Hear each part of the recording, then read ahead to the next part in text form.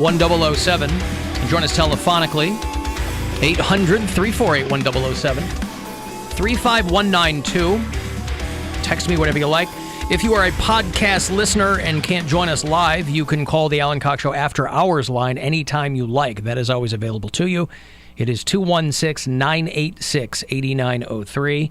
Listening to the podcast from the other day, Poundcake was talking about trolling people with the 6-hour Pokemon theme song.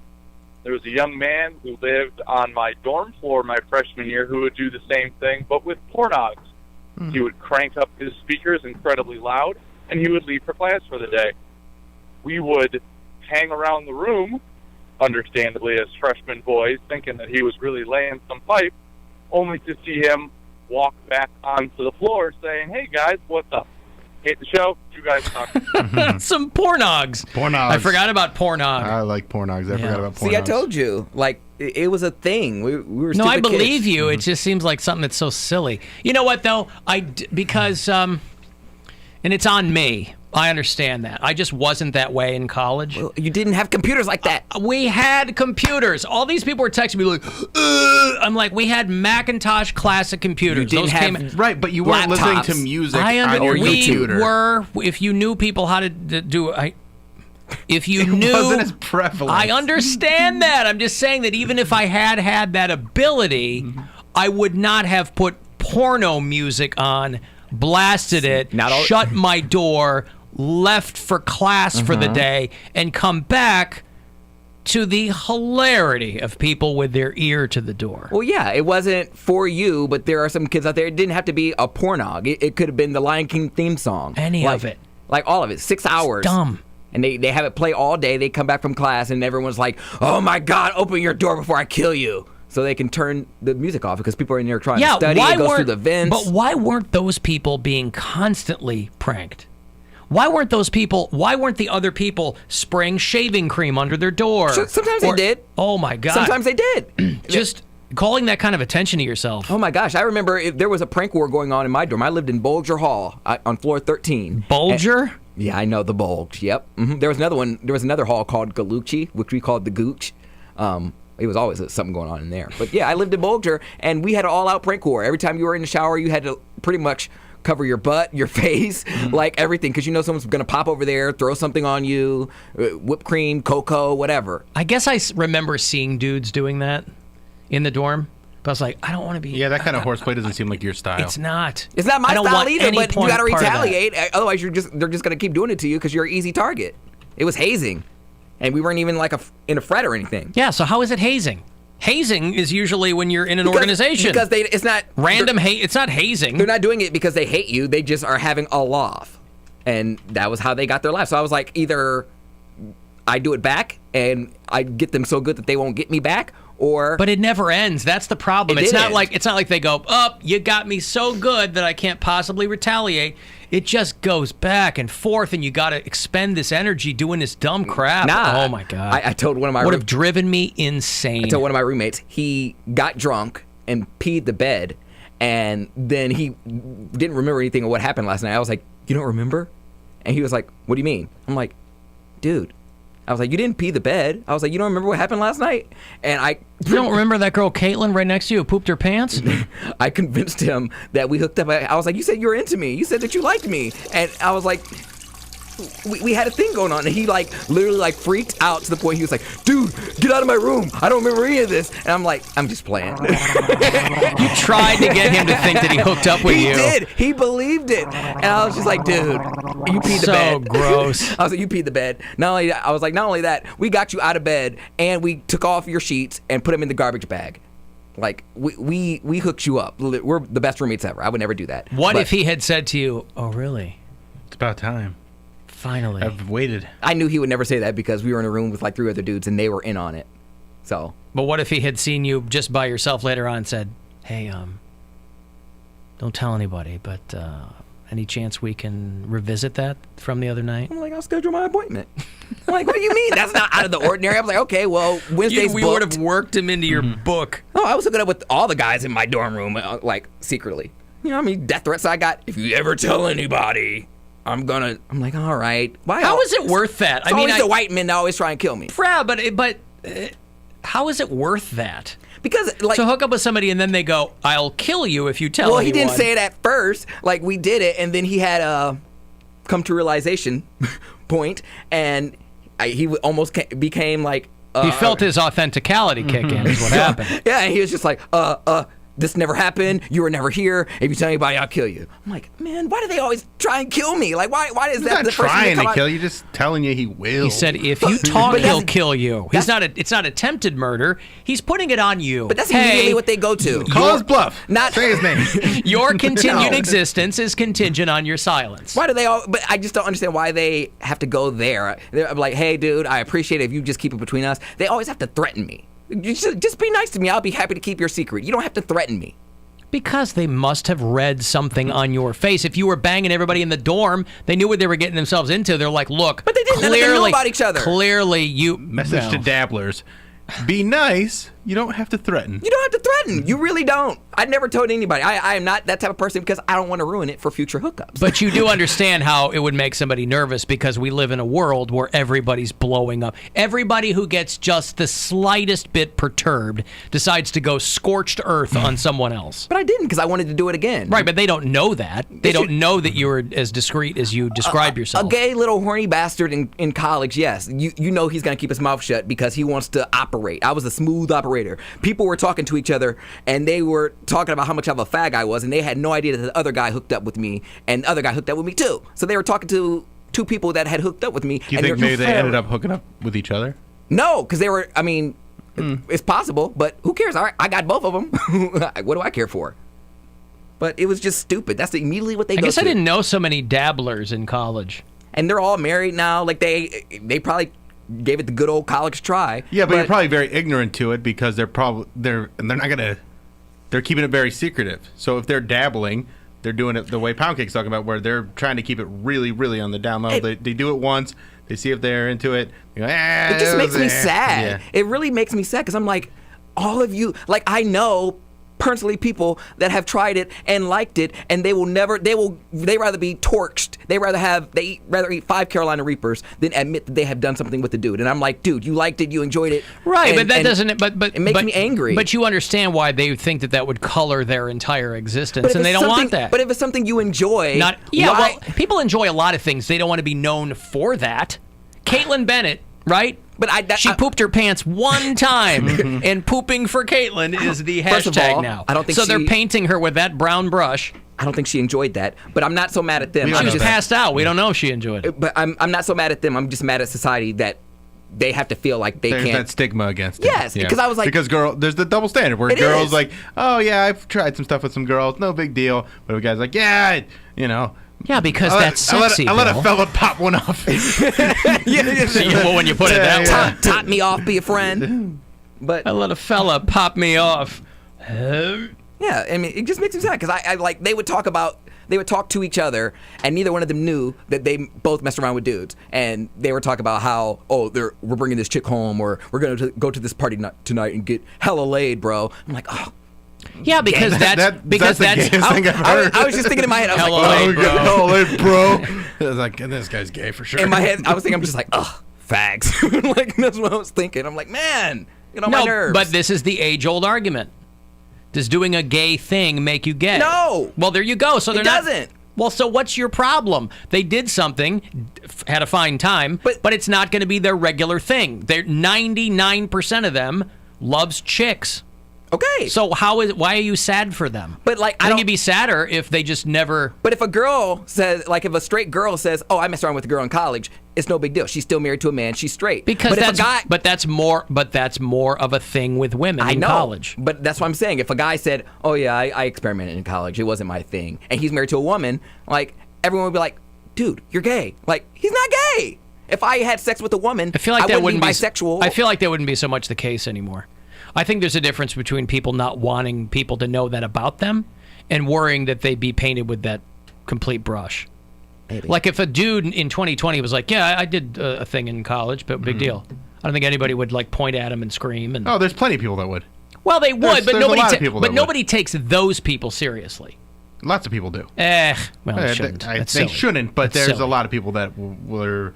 There's people saying that Pete Buttigieg is teaching the devil's politics. Yeah, but those people are like patently ridiculous. Right, just but there's because a lot of those people, not just in America, around the world. Okay.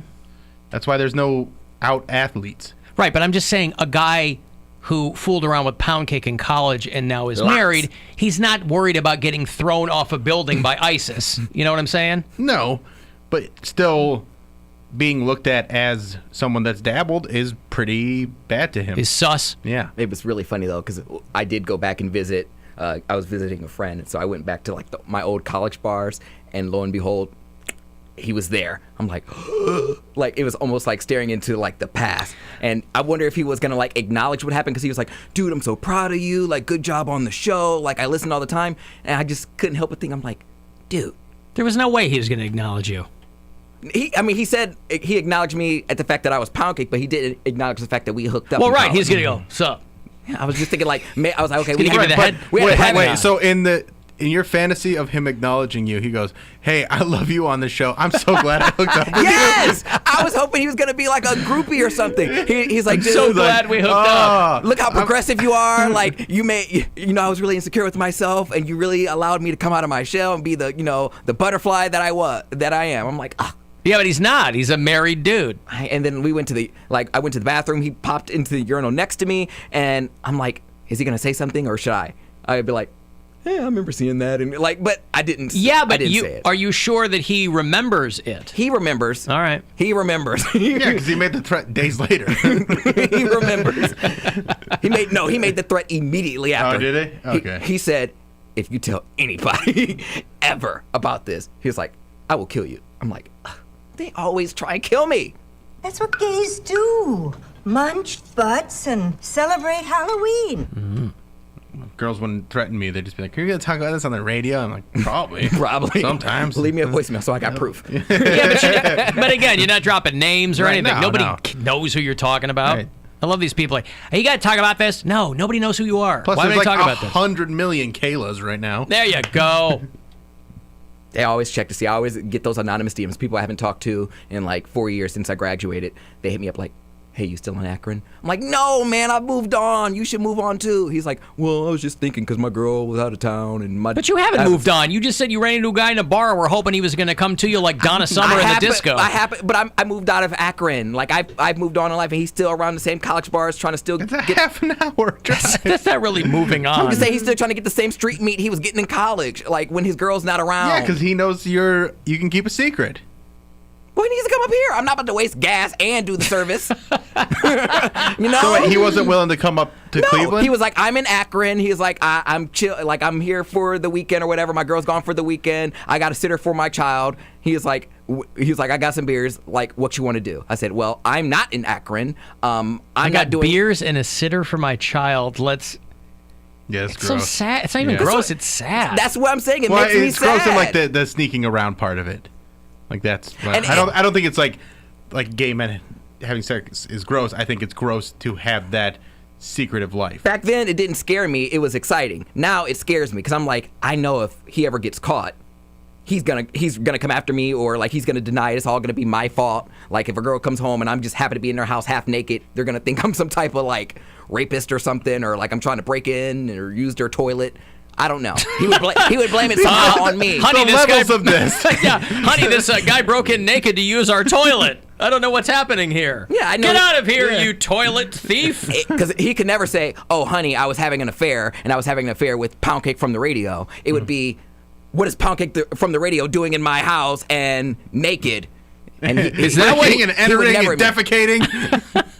I thought he couldn't poop at work. He could break into someone's house and poop there? That's why. So in this scenario, the guy and the wife or girlfriend would refer to you as Poundcake from the radio? They know who I am. Like Jenny from the block. Mm-hmm. Yeah, they know me. And that's why whenever I hook up with someone, especially someone I think is suspect, I always look at identifying factors. I'm like, all right, you have a mole right there. I know where your tattoo is. I know. How is that going to benefit you if you're dead? Well, I'm just saying if I have to be a witness protection or he tries to call me like a liar or something, I'm like, I know the shape of it. I know your mole. Like I know your birthmark. How could I not? Worked out for Michael Jackson. I was like, how could I know that if we didn't hook up? Right. And then what? I don't know. It's just a little bit of receipts. So a little something. So while If you're they're hooking up with somebody, pictures- you're taking mental pictures Yes. of like identifying. I know. I remember the girth and everything. Huh. Ingrown right. hair. Yeah, he's got a Mickey Mouse shaped birthmark on his hip. Well, a lot of people have those, Mr. Brown. How does that identify the plaintiff as your attacker? It has a hair on it. And I overlooked it. I thought it was weird, but I overlooked it because I really wanted some. Huh. What a life you're leading. I used to live. I'm a lot You're more still tame living. now. Yeah, but you still live it. You just said, I'm not driving to Akron. I'm not You didn't driving s- to Akron. Right, but you didn't say, I'm not going to do that. You said, I'm not wasting the gas. But is what you said. I have less fear when it's on my turf because I know where all my weapons are, and I know, I have my buzzer. Like if something happens, Your weapons. people come running. What are your weapons? Don't worry about it. If something happens. Does he have a mace bill hanging on the wall? Does he have a machete? So, not that I know machete, of. machete. He's never been to my house. Yeah, not this one, no. Huh. And you won't tell us where your weapons are? No. I mean, we're not going to be there to kill you. It doesn't I matter. might break in and take a dump. Unless you tell anyone what we did last night, then I will kill you. Take a dump in my hot tub. Well, not even mine, but no, don't do that. I wouldn't do that to your friends. Yeah, don't do that. Hey, can I come over and take a dump in your hot tub? Absolutely not. All right. But yeah, no. Straight guys, I mean, it was fun, but y'all I guess are I guess a liability now. I didn't realize there were so many dudes running around. I know you've got your stories, but to hear you tell it, Lots. it's like a huge percentage of the population, and I can't buy I that. wouldn't say it was a huge population, but it was more than you would think, and people you wouldn't expect. It's always the guys that are walking around with girls. Oh gosh, he just gets every girl. He gets any girl he wants. Well, guess what? He's getting guys too, guaranteed. I've been with all these girls and I just can't find satisfaction. But with you, Poundcake, for some reason you just get me, and I know you'll keep your mouth shut. You just get me. And then they go home, and then I go to my friends. I'm like, you'll never guess. You'll never guess. He's the like, house I was read at." my little black book. I got phone numbers. I got tattoos. I got girth sizes. That's why I deleted Snapchat, because too many people was finding me and the houses I was at from, like, you can do the Snapchat, whatever world thing it was. You can find the The locator. location? Why don't you just turn the location Yeah, off? how do you unplug? You just unplug. I just deleted everything because I didn't want people hitting me up. Oh, man. You remember when I got in trouble here because people were sending me too many D-pics? Yes, I do remember that. Like, how is that a problem for anybody else? He got a talking to when we went to Jamaica. Yeah, I remember. Well, that. No, and that then- was after. That was after. This is Yes, I before, know. where he was soliciting D-pics I was on the not air. soliciting. He was not soliciting, but you did. Management gave you a talking to after Jamaica. They did. Hey, other- maybe don't have sex with strangers on a show trip. By the way, haven't seen that guy since.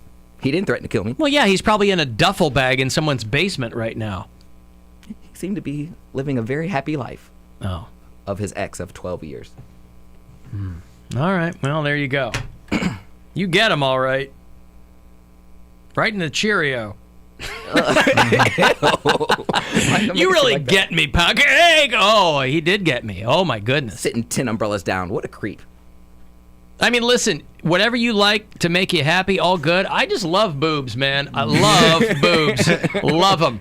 Oh, then if Love you love boobs. boobs, you should go to AlanCoxShow.com and check out the Alan Cox Show Instagram hotties. Lots of boobs in there. Mr. Boob, that's me. B-double-O-B, Boob. Man, can't imagine going up to a dude in college and going, hey, I'm really... Thing is, I never approached I him. am interested. They in- approached me. It was always a simple conversation. The nature of the knock.